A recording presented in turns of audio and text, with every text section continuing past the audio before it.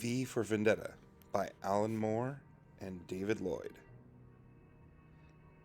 Published by DC Comics in September of 1988. Volume 1 of 10. Suggested for mature readers.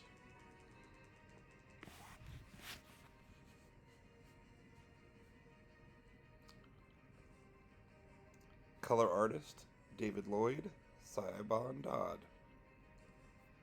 Lettering, Ginny O'Connor, Steve Craddock. Jordan Tower.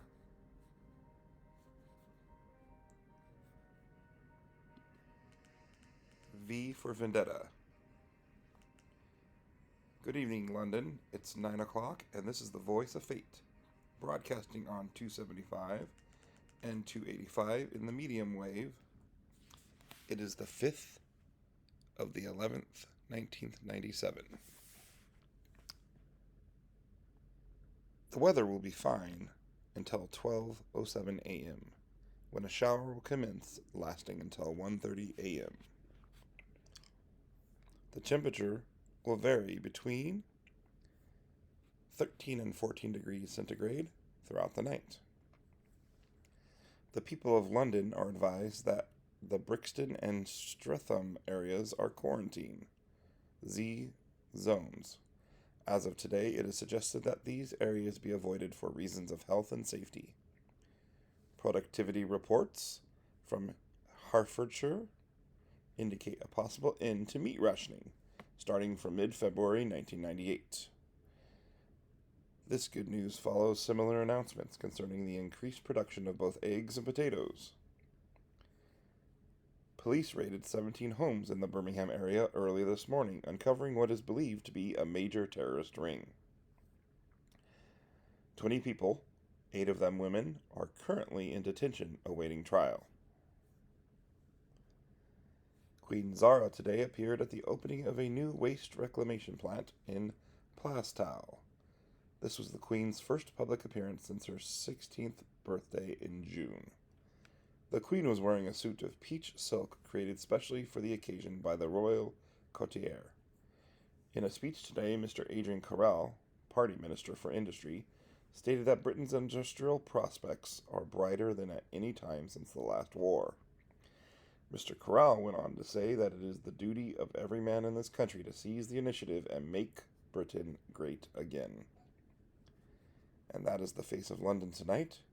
We remind you that tomorrow is the final date for the completion of your census forms, and the target date for the conclusion of the Deptford Marsh Clearance Project. This is the Voice of Fate, signing off. Have a pleasant evening. Chapter 1. The Villain. Parliament's cold shadow falls on Westminster Bridge, and she shivers. There was power here once, power that decided the destiny of millions. Her transactions, her decisions, are insignificant. They affect no one. Mister? Except her.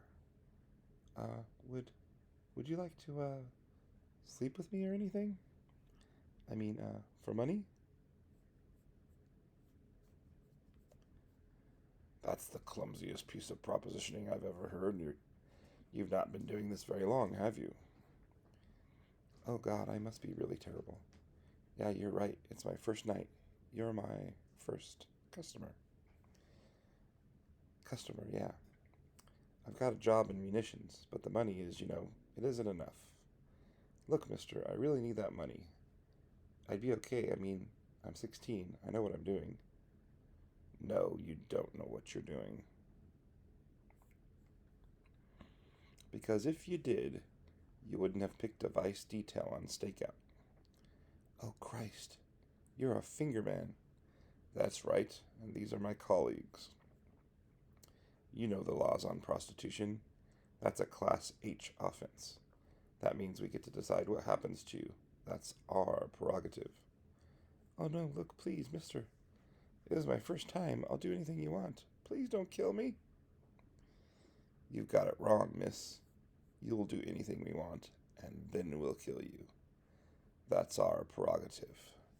Oh, please don't. Oh, Jesus, no, please.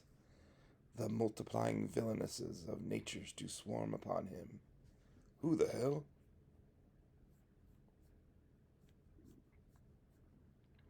And fortune on his damned quirl, smiling showed like a rebel's whore. Who's he? I don't know, must be some kind of retard. Got out of the hospital. Hey, you! But all's too weak for brave Macbeth. Well, he deserves that name. What are you doing? You're in trouble, chum. Big trouble. This woman is a criminal. We're police officers. She's wanted for interrogation, so keep your hands off. Disdaining fortune with his brandished steel, like valor's minion carved out his passage, till he faced the slave, oh, which never shook hands, nor bade farewell to him. Tear gas! Holy Christ, it's tear gas!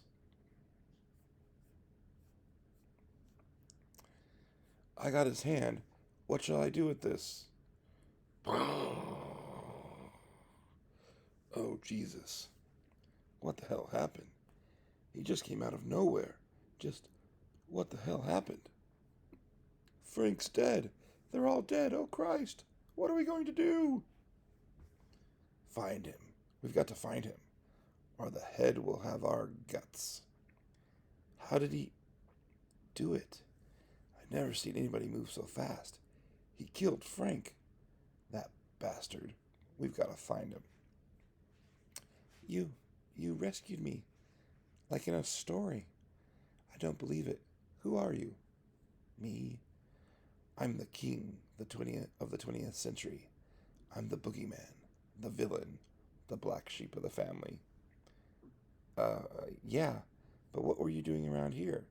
I didn't think anybody came to Westminster at night, except, women. Ah, but tonight is special. Tonight is a celebration, a grand opening. Were you never taught the rhyme? Remember the 5th of November, the gunpowder treason and plot. I know of no reason why the gunpowder treason should ever be forgot.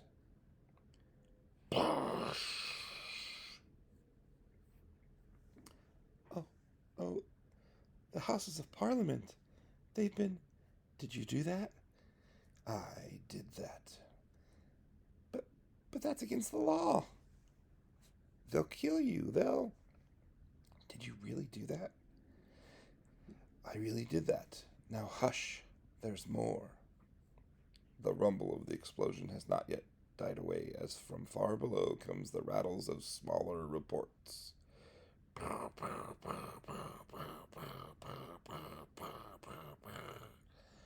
And suddenly the sky is alight with fireworks, real fireworks. Oh God, they're so beautiful. And all over London, windows are thrown open, and faces lit with awe and wonder gaze at the omen scrawled in fire on the night. There, the overture is finished. Come, we must prepare for the first act. Me? But, oh, okay. It is precisely 12:07 a.m. It begins to rain.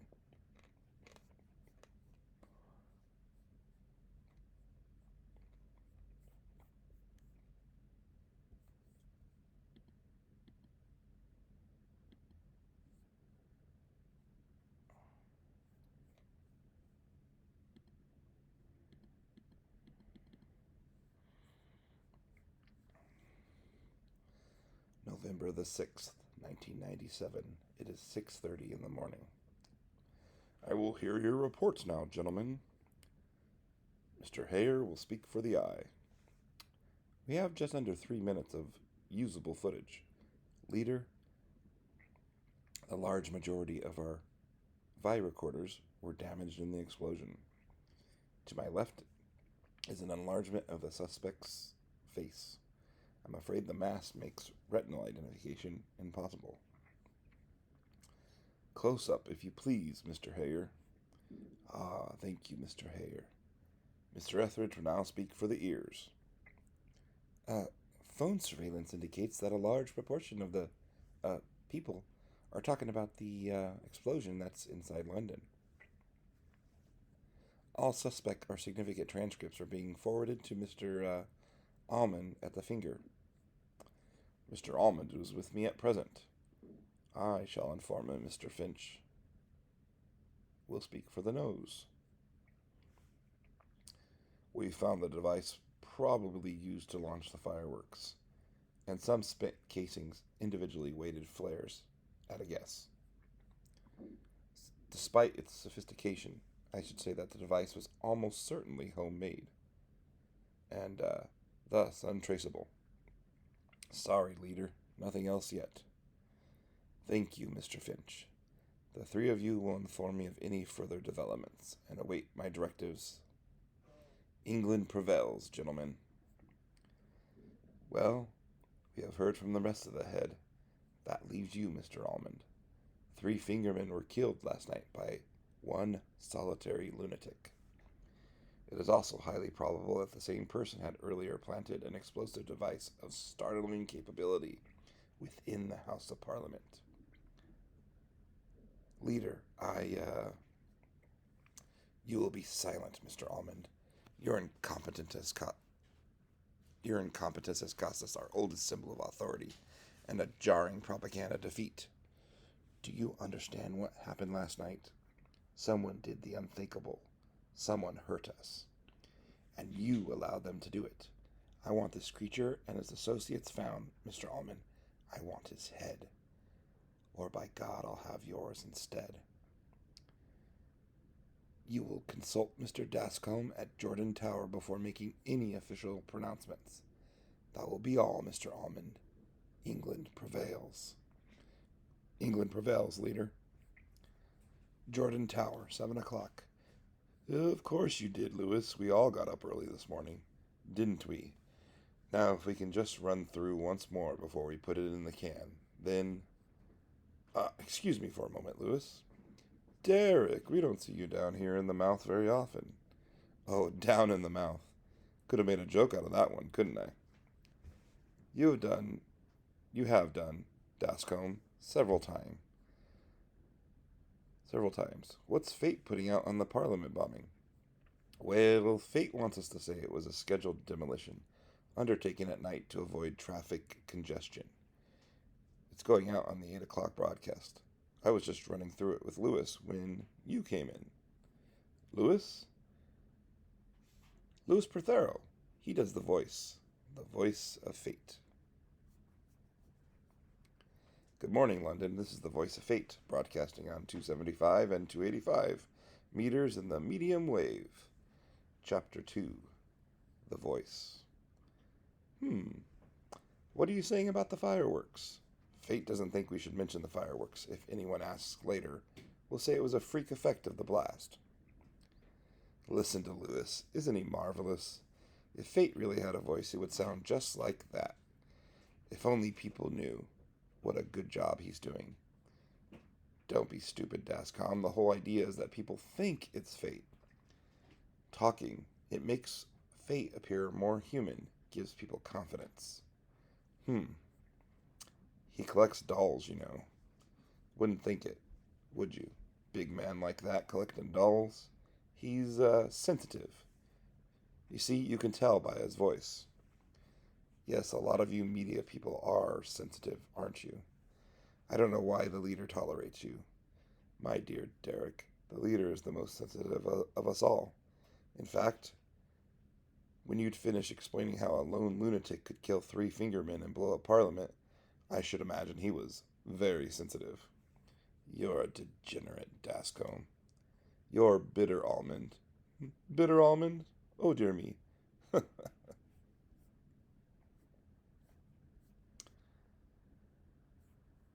Please yourself. All right, Lewis, from the top. Bitter almond. Oh, dear me.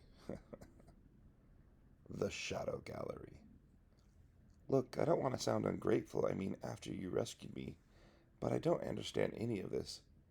who you are or what you want or anything. I mean, I know you must have had a reason for blindfolding me when you brought me here, but couldn't you just tell me where we are? Are we still in London? We are in the Shadow Gallery. This is my home. Do you like it? I built it myself, you know. It's unbelievable. All of these paintings and books. I didn't even know there were things like this. You couldn't be expected to know. They have eradicated culture, tossed it away like a fistful of dead roses. All the books, all the films, all the music. The music is beautiful. You must think I'm really stupid. All we ever heard is the military stuff they play on the radio. But all this stuff on your jukebox sounds so, I don't know, alive. What's this playing now? The woman's voice doesn't even sound English. It's not. And the word is jukebox with a J. The song is called Dancing in the Streets. It's being sung by Martha and the Vandellas. Perhaps the term Tamila, Motown, is familiar to you? Obviously not. Hardly surprising. I suppose, after all, they eradicated some cultures more thoroughly than they did others. No, Tamla and no Trojan, no Billie Holiday or Black Uhuru, just his master's voice, every hour on the hour. We'll have to see what we can do about that. Sorry, this compartment is full. Full? Don't be ridiculous, man. It's empty. Apart from you three. There's plenty of... I said it's full, craphead. Oh my god, I'm sorry, I didn't realize. Full, yes, of course, full. Well blocked, Ted. Can't have the carriage full of civilians. Civilians don't appreciate trains. Takes a military man to appreciate trains. Like dolls. Your average citizen does not give a monkey's about dolls. No appreciation, you see. Did I tell you I collected dolls, George? Yes, Prothero. I think you may have mentioned it once or twice. Very interesting. Interesting? That's exactly right, mind you. You're a military man. Ask your average citizen. He'd say dolls were for pooftas. Ignorant, you see. Myself, I've always been a ladies' man. Tales I could tell you about when I was in Aden. I remember once Porky Appleby and myself met these two native gels.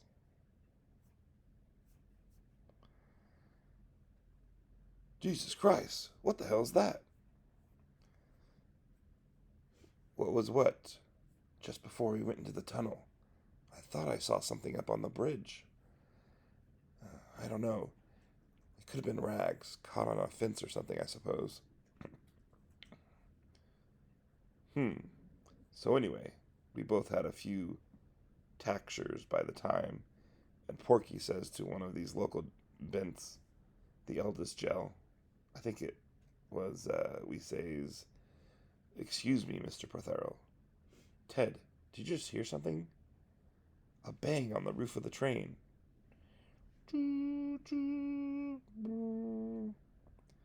I say, we're stopping. Is everything all right? Do you think? I don't. What happened to the lights? Oh, bloody hell. Humph. I shouldn't worry if I were you lads. British Rail acting up again. Lights will be back on in a minute, you'll see. Now, as I was saying, there was Porky with one hand. Just a minute, Mr. Prothero. Shooters out, Ted. Just in case. I'm sorry, Mr. Prothero. Please go on. And so the eldest gal says with a monkey, I should buddy Coco. Good one, eh? They seem to be taking their time, don't they? Perhaps you should go and have a word with the driver, George. George? George? Don't take offense. It was just a naughty yarn. We're all men of the world, eh, George? George! Oh my God, Ted, it's George. Ted? Oh Lord, what's the matter with the pair of you? For Christ's sake, somebody say something. Hello.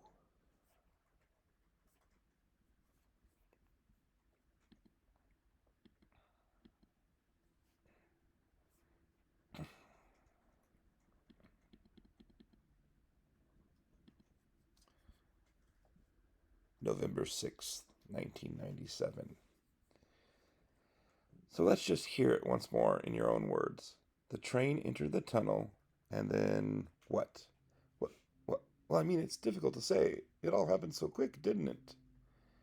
I didn't actually hear anything, just sort of caught something moving out of the corner of my eye.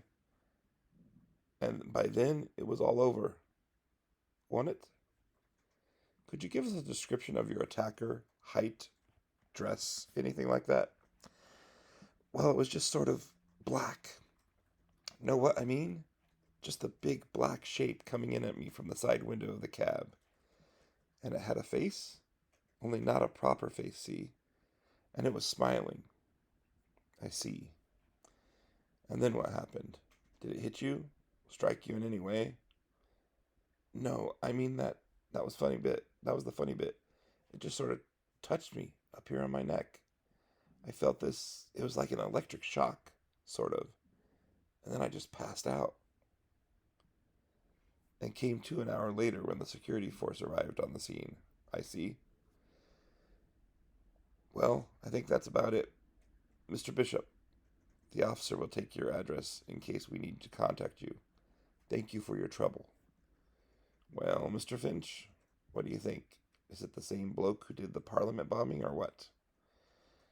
I hope so, Dominic, because if it's not, then there must be two of them. And that's a possibility I'd rather not consider without a stiff drink to hand. Me neither, Mr. Finch. What exactly are we up against here in this character? Who is this character? I mean, all this business about boarding moving trains is like something out of the pictures. Normal people can't do things like that. You're right, Dominic.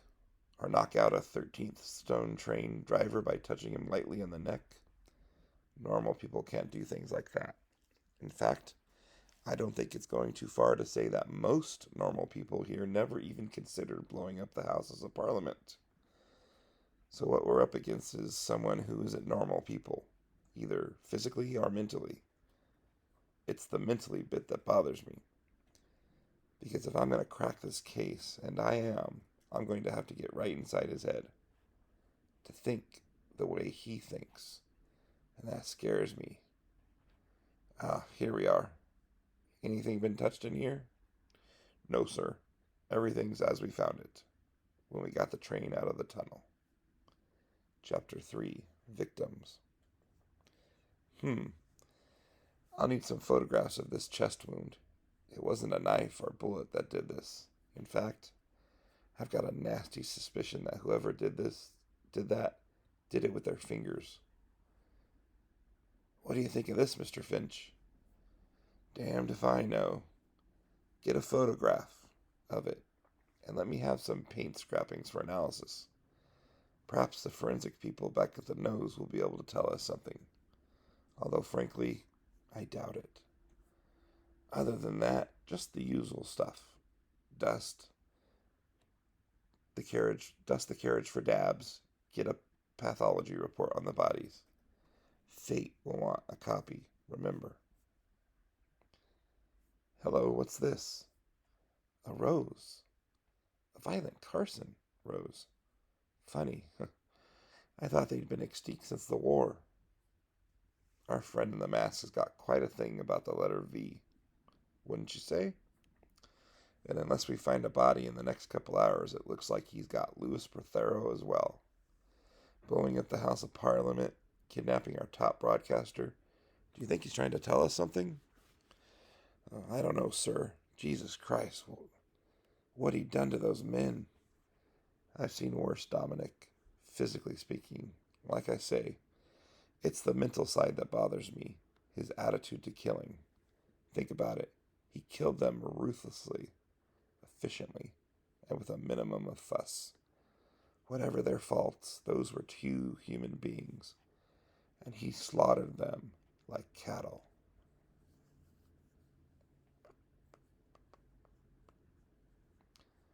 The Shadow Gallery.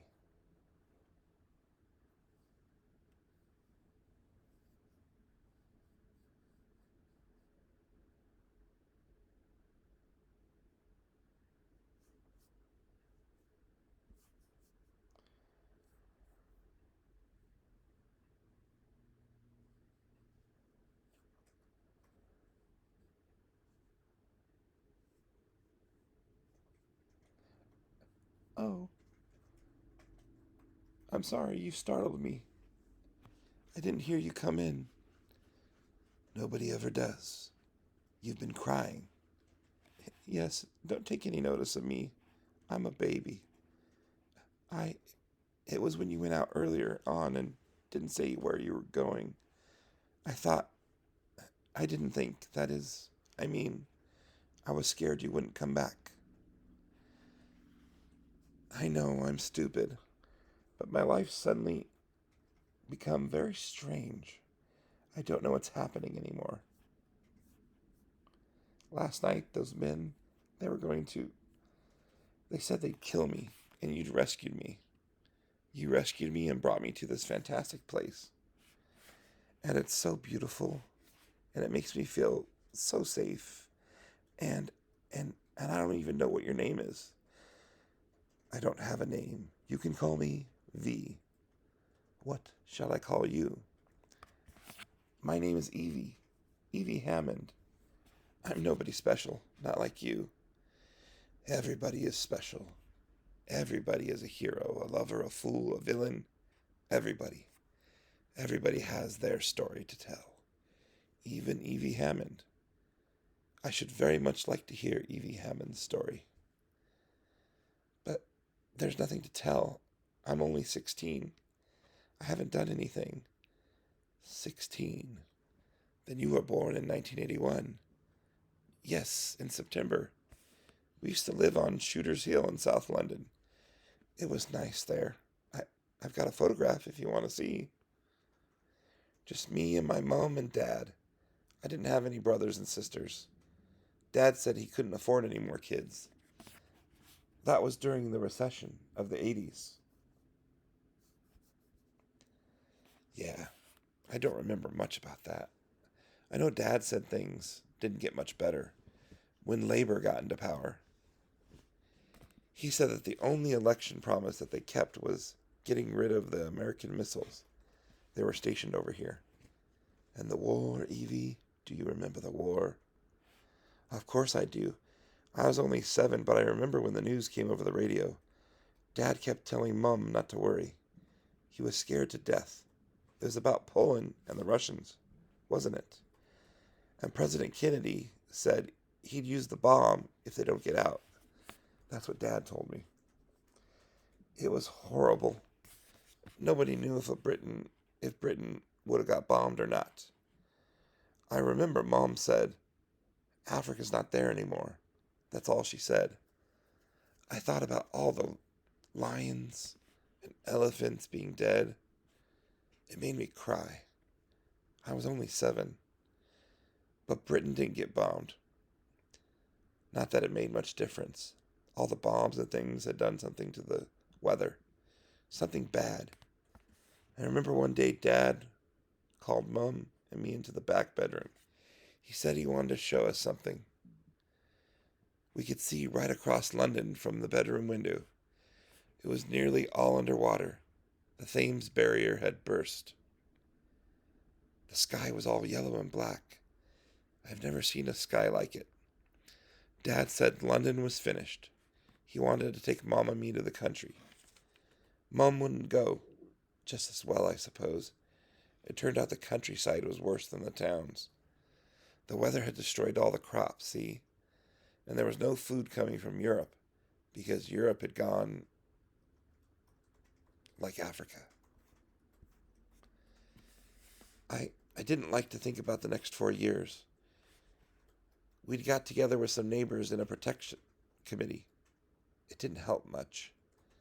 There was no food, and the sewers were flooded, and everybody got sick. Mom died in 1991. Dad wouldn't let me see her. There were riots and people with guns. Nobody knew what was going on. Everyone was waiting for the government to do something. But there wasn't any government anymore, just lots of little gangs, all trying to take over. And then, in 1992, somebody finally did. It was all the fascist groups, the right-wingers. They'd all got together with some of the big corporations that had survived. Norse Fire, they called themselves. I remember when they marched into London. They had a flag with their symbol on. Everyone was cheering. I thought they were scary. They soon got things under control, but then they started taking people away. All the black people and the Pakistanis. White people too, all the radicals. And the men, who liked other men, the homosexuals. I don't know what they did with all of them. Dad had been in a socialist group when he was younger. They came for him one September morning in 1993. It was my birthday. I was 12. I never saw him again. They made me go to work in a factory with a lot of other kids. We were putting matches into boxes. I lived in a hostel. It was cold and dirty. I just used to cry all the time. I wanted my dad. That's how it was for 4 years. Not enough food, not enough money. Some of the older girls made money going with men. That's what I was going to do last night. But they were fingermen. They were going to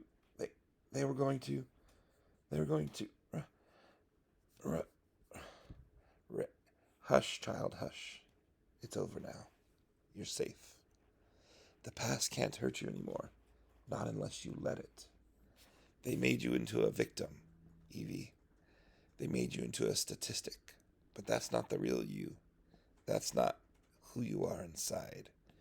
Just trust me, Evie, and we can wipe it all away. All the pain, all the cruelty, all the bereavement. We can start again. There, you see? All gone. And Evie Haben sobs like the child she is. Sobs because at long last her nightmare is over. Now Louis Prothero, on the other hand. Where am I? What happened? And what am I doing wearing this uniform? His nightmare is only just beginning. Oh my God. Lark Hill Resettlement Camp.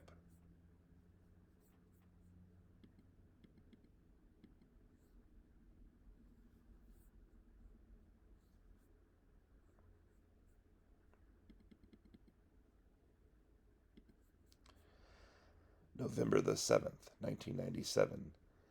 The Leader and Mr. Finch. I think he's a psychopath, Leader. I use the word in its most precise sense. I see. We can't assume that codename V will behave like a conventional terrorist. We can't assume that he will eventually issue a set of demands or ask for the usual concessions. I don't think he's out for concessions, Leader. I think he's out for blood. Then he's certainly getting it, isn't he, Mr. Finch? He's blown up the House of Parliament, dispatched 5 of Mr. Allman's fingermen, and now he's abducted our top broadcaster.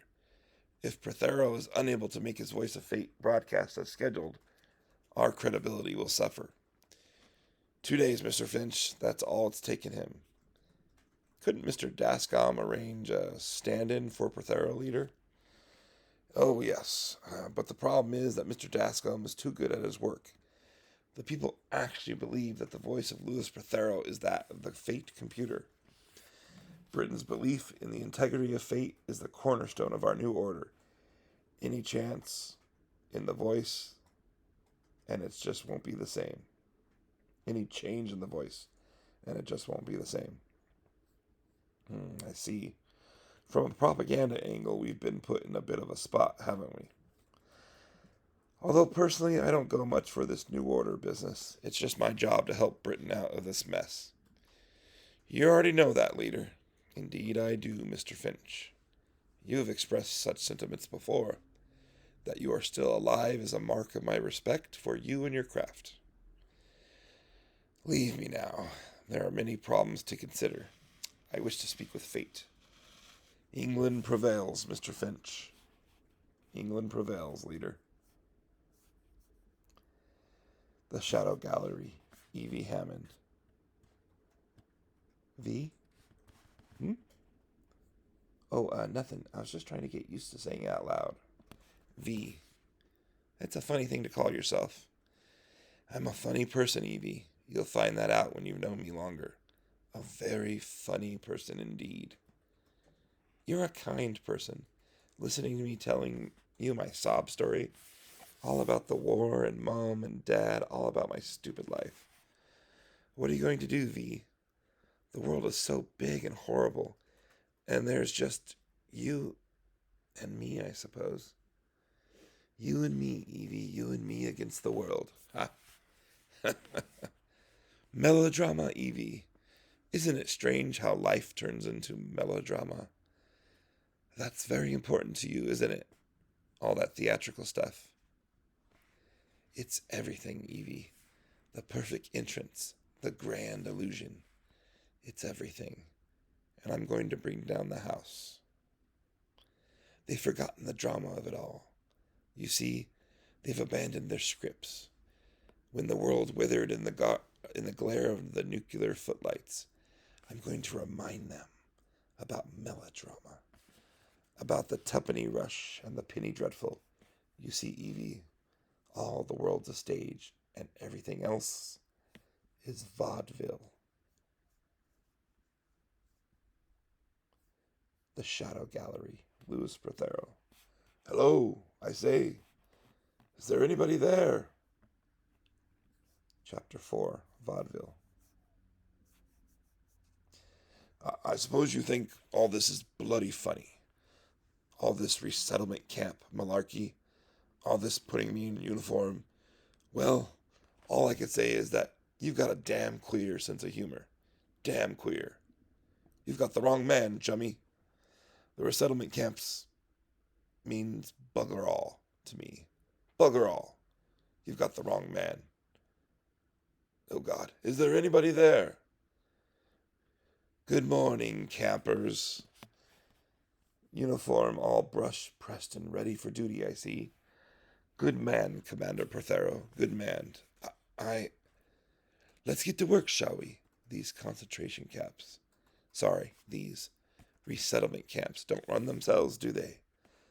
Look, I don't know who you are or how you got this bloody silly idea into your bonnet, but you've got the wrong man. I'm a broadcaster. I didn't have anything to do with the resettlement camps.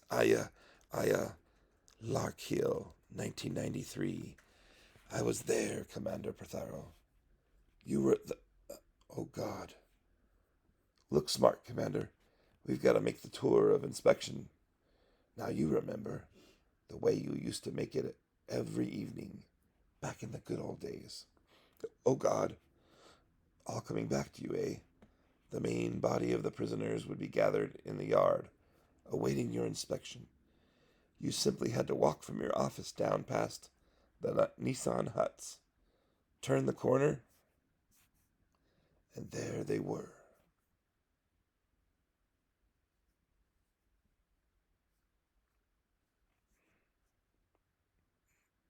My dolls. That's part of my doll collection. How did you... They were all safely locked away when I left for work yesterday. What are you doing with my dolls? My God, if you've damaged any of them, they're priceless. Hardly any of the big collections survived the war. If you've damaged them... admirable concern, Commander. Yet it's deuced odd, isn't it?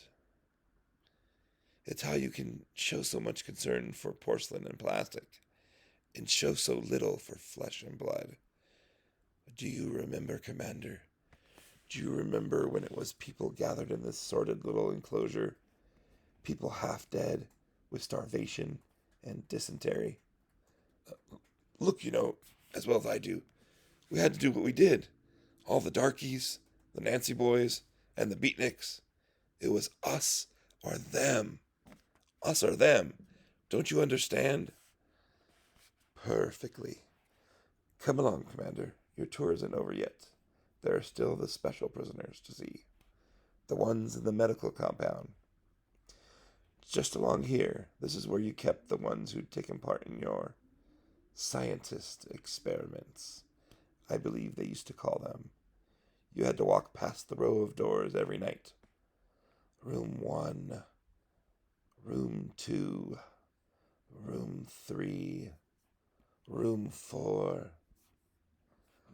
Room 5. Room 5? But that was where they kept... No, that was you, wasn't it? You're the man. You're the man from Room 5. That's right. I remember you used to call out to us sometimes little jokes you had. A special name for the medical block. You used to call it the Funny Farm. I remember what a good voice you had. I imagine that's why they picked you to do the Fate broadcasts. A man of many talents, Commander. And then, of course, there was that other little job you used to do. The ovens, Commander. You used to work the ovens. Oh no, my dolls! Please. You can't. Please, I'm begging you, please. Mama. Mama. Mama. Not my dolls. Mama. Mama. Mama.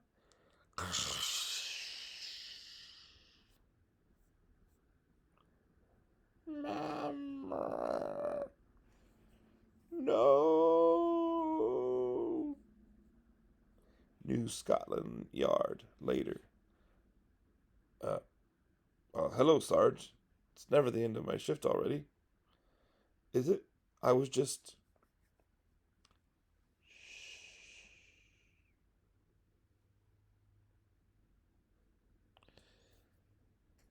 Oh, God.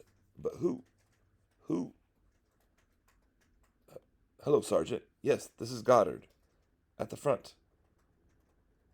Could you get her? Quickly, please. Yes, I think it's an emergency. Yes, I've got something out here. No, I'm not sure what. Jordan Tower. Roger Dascombe. Who? Haven't I told you that I mustn't be disturbed while... Oh, it's you. Good old bitter almond. Do come in. If you've come to tell me what a thoroughly miserable job you've made of finding poor Lewis, then spare me the agony. I expected as much. Oh, on the contrary, Roger, old boy, we found him. I don't believe it. Wheel him in, boys. Oh, we found him all right, or at least we found what's left of him. Mama. Lewis? That's all he said for the past 3 hours. Good luck tonight, with tonight's broadcast, Roger, old boy. Mama. Mama. The voice of fate is recorded 48 hours in advance. The pre-recordings ran out at 10 o'clock. It is now 11. Good evening, London. This is the voice of fate broadcasting on 275 and 285 in the medium wave. And the capital listens. There is something wrong. There is something wrong with the voice of fate. Such a small thing to cast such a long and uneasy shadow over the future. For whatever the future holds, one thing is certain. It just won't be the same.